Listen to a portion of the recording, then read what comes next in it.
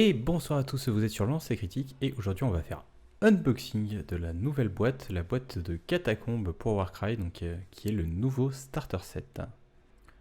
Donc déjà la boîte fait à peu près la même épaisseur que la version précédente. Et elle est ras la gueule. Donc on a une petite feuille de papier pour protéger les spures. Et ensuite voilà, ça déborde de matériel. On a donc les nouvelles bandes, on a les décors de donjon, on a quelques éléments de décor extérieur également. Bref, tout ce dont on a besoin pour jouer avec les règles de Catacombes, mais également pour jouer une partie plus classique de Warcry. Les décors sont encore une fois d'excellente qualité, c'est très très joli, les spures sont magnifiques. Et ensuite, on a notre petit fiche de protection avec l'illustration que vous pouvez voir derrière moi, ça fait toujours plaisir. Ensuite, on a une board, donc ça va être une board qui est double face, avec une face extérieure et une face dans le donjon. On a avec une règle, une deuxième ça aurait sûrement pas fait de mal, mais tant pis.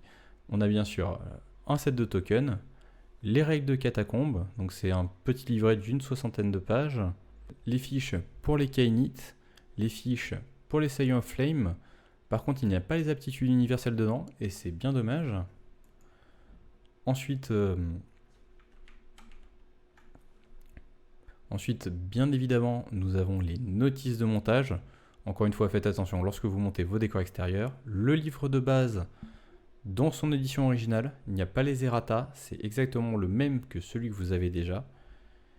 Et finalement, au fond de la boîte, nous avons les socles et un set de dés complet, donc 3 x 6 dés pour pouvoir jouer. Et on est de retour et on va parler de Catacombes, donc le livre des règles qui est fourni dans la boîte de base, le contenu additionnel de cette fameuse boîte Catacombes. Donc déjà c'est un livre qui n'est pas épais, il fait qu'une 60aine de pages. On en a un tiers qui est consacré au fluff, qui est consacré au contenu de la boîte. On a déjà les premiers indices sur là où va aller Age of Sigmar, étant donné qu'on parle beaucoup de Morathi. Ensuite, on a bien évidemment les règles de donjon. On a également des plans de bataille pour aller avec les décors qui sont limités, parce que dans la boîte de base, vous aurez donc quelques décors extérieurs pour jouer de façon classique. Cela dit, il y en a beaucoup moins que dans l'ancienne boîte, donc ils ont fait des plans de bataille spécifiquement pour. Évidemment, vous avez des nouvelles quêtes pour jouer les Kainites en campagne, mais également des nouvelles quêtes pour les Saillants of Flame, utilisant toutes deux des parties, des convergences qui vont se jouer dans le donjon. Et finalement, vous avez des nouvelles quêtes fatidiques qui sont disponibles à tout le monde, comme on a pu déjà en voir dans le Tome of Champions, dans Monster and Mercenaries, etc. Donc au final, les règles de donjon, parce que c'est quand même la seule chose qui est vraiment importante et unique dans ce livre, on ne nous présente pas de nouvelles factions comme on a pu l'avoir dans la version précédente. Là, on a vraiment donc ces règles de donjon. Ces règles de donjon, déjà, ça va nous apporter une nouvelle phase dans le jeu. Donc ça va être une phase où on va construire le donjon ensemble. Donc chacun à son tour, les joueurs vont placer des portes déjà qui seront ouvertes ou fermées, sachant que du coup pour ouvrir une porte qui est fermée, il va falloir la détruire, utiliser un levier. Bref, il va falloir faire des actions en plus dans le jeu. On va également placer des reliques, donc ça va être des objets qui vont vous donner des bonus pendant toute la partie. Donc à partir du moment où on est à côté, bien sûr. Donc vous allez notamment pouvoir avoir la cache d'armes qui donne plus une attaque automatiquement lorsqu'on est à côté, qui est extrêmement sympatoche. Donc vous allez, vous en tant que joueur, les placer. Les règles de déploiement sont également différentes en donjon. Cette fois-ci, on va avoir nos groupes qui vont être placés dès le premier tour, et ceux qui ne sont pas placés arriveront automatiquement au troisième tour uniquement, sauf si on a une péripétie qui dit autre chose. Et par contre, elles vont arriver là où ça vous intéresse. La seule contrainte, c'est qu'on ne peut pas arriver là où un autre groupe ennemi vient d'arriver. Donc ça crée une énorme dynamique autour du tour 3, parce que vous allez pouvoir placer vos personnages là où c'est vraiment important. Il faut aussi savoir que les batailles en donjon s'étalent sur 5 tours en général au lieu de 3. Et ensuite, donc, on va avoir les règles du donjon entre guillemets classiques. Les murs deviennent solides, donc cassent les lignes de vue etc. On ne peut pas contrôler un objectif de l'autre côté d'un mur, ce genre de choses, ils en ont pensé. Euh, D'ailleurs, les factions qui sont plus... D'ailleurs, les factions qui ont des bonus avec le vol, avec justement les hauteurs, gagnent des nouvelles aptitudes spécifiquement pour le donjon. Donc ça va être les Corvus Cabal et les Night Haunt qui vont pouvoir passer à travers les murs par exemple. Donc ça c'est assez sympa. Et surtout l'un des trucs qui est vraiment très très très très fun dans le donjon, bah en fait c'est qu'on est sur un décor qui est vivant, qui est mouvant. On va avoir des ponts qui peuvent s'effondrer, on va avoir ces portes qui peuvent être détruites.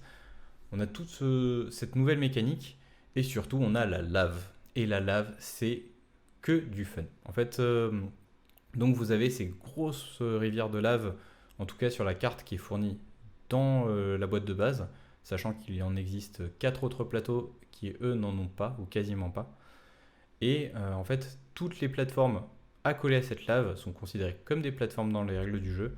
Donc si jamais vous faites un critique, eh ben, vous pouvez faire tomber quelqu'un dans la lave si jamais il est à un demi-pouce du bord. Et ça, c'est extrêmement intéressant.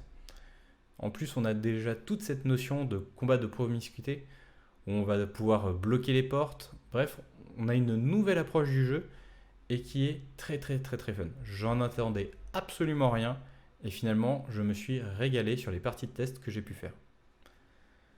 Donc voilà, on a bien sûr des nouvelles aptitudes universelles pour tout le monde, notamment pour pouvoir pousser des gens dans la lave en utilisant une aptitude, pour pouvoir casser les portes, tout ce genre de choses.